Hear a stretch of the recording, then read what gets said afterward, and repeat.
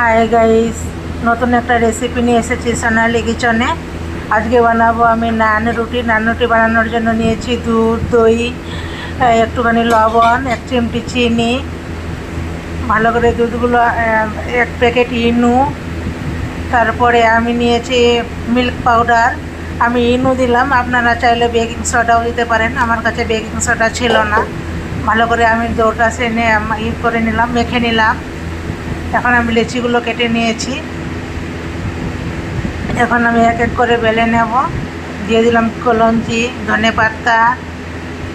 ধনেপাতা দেওয়ার পরে একটুখানি বেলে নেব, কারণ ধনেপাতাগুলো যেন চিপকে যায়। তারপরে আমার ফ্রাই প্যান গরম হয়ে গেছে, ফ্রাই প্যানে দিয়ে দিলাম। তারপরে আমি এখন ঘি দিয়ে করে নেব, সেঁকে নেব, ভাজা করে নেব। আপনারা চাইলে বাটারও দিতে পারেন। তো আমি ঘি দিয়ে দিলাম। এমনি করে এক এক করে সবগুলো ভেজে নেব। দেখো কত সুন্দর লাগছে দেখতে, আর সফট হয়েছে অনেক। তো দেখুন নান রুটিগুলো কত সুন্দর হয়েছে। কার কার ভালো লেগেছে লাইক, শেয়ার, কমেন্ট করবেন। আর ভিডিওটা ভালো লাগলে সাবস্ক্রাইব করে দেবেন প্লিজ। দেখো কত সুন্দর লাগছে, লোভনীয়।